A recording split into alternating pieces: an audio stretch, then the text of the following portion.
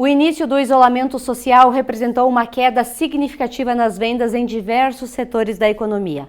Passado o susto, muitos negócios dão um exemplo de que é possível manter o contato com o cliente e o faturamento.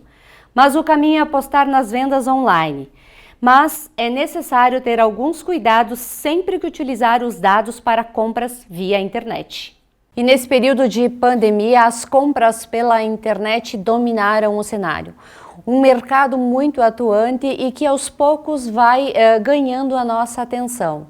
Mas ele também tem armadilhas que muitas vezes passam despercebidas. E para falar um pouquinho sobre este território que são as vendas pela internet, nós convidamos o advogado civil trabalhista, Dr. Renan Bertotti, para falar um pouquinho e esclarecer algumas dúvidas que a gente tem na hora de realizar a compra. Bem-vindo, doutor. Olá, Sandra. Um prazer estar falando contigo. Gostaria de cumprimentar todos os telespectadores da TV Erechim e destacar de imediato a importância desse assunto que a gente vai tratar hoje, porque é um mercado, esse mercado de consumo virtual, ele já vinha em crescente e nessa época de pandemia, em que fosse necessário, há pouco tempo, fechamento do comércio, intensificou, com certeza, as compras online. E, na mesma proporção como cresce esse mercado, cresce também os riscos, né? Como tu falaste, os riscos de armadilha, de golpes. Então é importante o consumidor se atentar e ter alguns cuidados que a gente vai tentar passar para quem está nos assistindo. Dois setores que cresceram 74% durante a pandemia foi o setor de supermercados e farmácias, principalmente por pessoas de mais idade que não tinham como se deslocar até uma farmácia em virtude das medidas que cada município estabeleceu. Mas também gerou aí uma série de conflitos. Minha compra veio errada. Como reclamo? Nesse momento, é importante a gente distinguir, Sandra, a questão de compra errada e também do direito de arrependimento que a lei prevê, que o Código do Consumidor prevê, só para as pessoas não se confundirem. Sim. Então, o direito de arrependimento, na verdade, qualquer compra que é realizada fora do estabelecimento comercial, o Código de Defesa do Consumidor prevê que o consumidor tem um período de 7 dias para arrependimento. Então, é um período de reflexão. Então, daqui a pouco, mesmo que o produto não tenha vício algum, ele tem essa faculdade, eu esperava que o produto fosse de tal maneira, porém ele veio diferente, não me agradou. Dentro desse período, o consumidor ele pode devolver, solicitar, né, notificar a empresa, devolver o produto e ele terá de ser ressarcido, né? Todo o valor pago deverá ser reavido ao consumidor, além de eventuais custas com entrega e envio do produto. Essa tua pergunta que tu me trouxeste com relação a um produto com defeito, alguma avaria, alguma coisa nesse sentido, entra dentro do prazo de garantia legal do produto. Sim. Então, se for um bem não durável, no caso de alimento, de produto de higiene, de beleza, o prazo, a garantia legal é 30 dias. Então, dentro desse período, o consumidor deverá já entrar em contato com o SAC da empresa, que é o Serviço de Atendimento ao Consumidor, para a empresa, após a notificação, ela tem 30 dias para solucionar esse problema. Então, ou ela vai reparar, se não ocorrer a reparação ou a troca do produto nesse período, a lei prevê 3 possibilidades para o consumidor. A primeira, ou a troca do produto da mesma espécie em perfeitas condições. Segunda opção seria o reembolso de todo o valor pago, corrigido monetariamente, isso. E a terceira opção seria o abatimento no preço. O que é? Vai ser um acordo, uma negociação feita entre o fornecedor e o consumidor para abater no preço cobrado do produto um valor equivalente àquele defeito que o produto tem. até para melhor esclarecer e para o público melhor entender essa questão de, a gente falou de produto não durável, que seriam os alimentos. Sim, sim. Um exemplo que é alimento, o produto durável, tu comprou um eletrodoméstico, um liquidificador, esse produto ele tem 90 dias, então o prazo é 90 dias para se buscar a reclamação, para o consumidor buscar a reclamação, e dentro desse período, da mesma forma que acontece com os produtos não duráveis. Se não houver a reparação em 30 dias, a partir da notificação do consumidor, ele poderá optar por uma das três possibilidades que a lei prevê.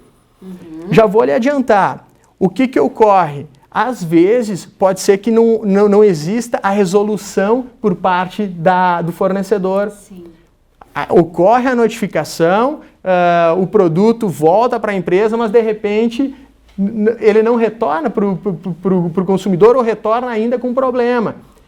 Então, a melhor saída sempre é tentar resolver de forma amigável, diretamente com o serviço de atendimento ao consumidor, diretamente em contato com o fornecedor. Porém, às vezes, se mesmo assim não for possível a resolução, a alternativa seria buscar o aparato administrativo dos órgãos de defesa do consumidor, como o PROCON, ou se mesmo assim não for possível resolver a questão, aí buscar auxílio de um advogado que ele vai ajuizar a ação competente para resolver a questão.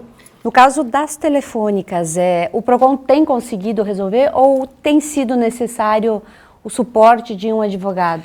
É muito relativo, Sandra, muito relativo porque existem casos e casos, existem algumas empresas e outras, então às vezes é resolvido, o PROCON tem sim feito um belíssimo trabalho e muitas vezes é possível ser feita essa resolução já na via administrativa, sim. Mas às vezes, infelizmente, não é possível e é necessário buscar junto ao Poder Judiciário essa resolução, né? A correção, enfim, de qualquer problema. Sempre que a gente vai comprar um produto na internet, a maioria das pessoas ficam navegando em vários sites. E a diferença, às vezes, de preço se torna exorbitante de um site para o outro. Como é que a gente entende melhor o preço abusivo e o preço alto, aí essa diferenciação? Na verdade, o preço abusivo, existe uma taxa média de mercado, até nessa época de pandemia se comentou muito sobre a questão do alto preço do álcool em gel, das máscaras, né? Que ocorre? Existe a taxa média de mercado, então, e existe daqui a pouco o oportunismo. Existe aquele fornecedor que ele se oportuniza daquela situação para aumentar a margem de lucro. O que às vezes, se ocorrer isso, deverá ser denunciado, tá? Aí os órgãos competentes, eles vão averiguar, ele vai ter que comprovar que daqui a pouco ele teve aumento no custo daquele produto. Então, se houve um aumento drástico de uma hora para outra no custo do produto, aí isso não gera um preço abusivo para o fornecedor. Então ele poderá sim, se for uma margem de lucro condizente. Agora, se não houver justificativa para aquele aumento do produto relâmpago de uma hora para outra, tá? De R$1 foi para 10, pois é. Dá um exemplo. Aí, se ele não tiver justificativa, isso configura o preço abusivo. Essa questão que tu falaste de navegar em sites e buscar os melhores preços, né? Enfim, que isso é normal, é muito comum. Eu gostaria de já adentrar nesse assunto, pegar esse gancho e a gente alertar até o público que nos assistem para averiguar, antes de efetuar as compras, averiguar a confiabilidade de cada site. Então, vai poder, nos próprios sites, vai ter avaliações, vai ter comentários, também existem nos órgãos de defesa do consumidor, no PROCON, relação de sites fraudulentos. Tá? Então, daqui a pouco, sites com alto índice de reclamações, é bom averiguar isso antes.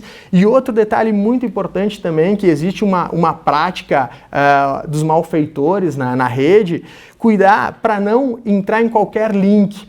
Às vezes, o que ocorre? Tu está navegando em qualquer plataforma, né? E daqui a pouco vem um link te ofertando algum produto e às vezes é de alguma marca que tu conhece. O impulso, né? Impulso. É alguma marca que tu conhece, tu vai na boa fé, tá? Tu entrou ali, tu clicou e aquele link, ele vai te levar, ele vai te conduzir muitas vezes para um site espelho, que é um site fake. E tu vai comprar ali, ou eles vão captar todos os teus dados, ou tu vai realizar uma aquisição, a transação de algum produto, mas tu não vai receber nada, porque não existe empresa, não existe nada. Então, quando tu recebe a nossa sugestão, orientação sempre, recebeu alguma publicidade, algum link com alguma promoção muito interessante, entra direto no site, não clica no link. Entra no site, porque se a promoção for verídica, ela vai estar disponível no site do fornecedor e aí você realiza a compra diretamente naquele site, né? Isso aí. E a justiça hoje, ela tem alguma lei que nos proteja os dados? Porque existem, tu acabaste de falar também essa questão da proteção de dados.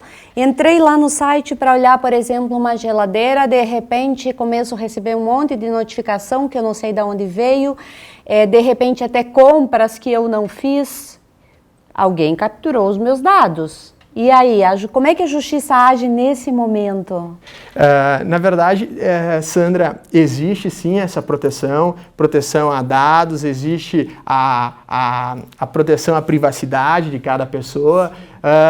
Contudo, em muitos sites que às vezes a gente entra, aparece algumas mensagens, aparece alguns contratos ali, alguns termos, e a gente acaba aceitando ali sem ler, e aquilo ali autoriza, consequentemente, aquele site, aquela empresa a utilizar os teus dados. E isso é muito comum. Então, o que ocorre? Ocorre que eles utilizam os teus dados, às vezes, e esses dados eles são utilizados para vários outros produtos. Então, ali, hoje em dia, a rede, ela é quase toda mapeada. Então, se tu começa a adentrar em alguns certos produtos, tu vai receber mais sugestões referentes àqueles produtos. É muito inteligente essa rede virtual e tem empresas, sim, que tem essa ferramenta de capturar dados, enfim, porém, não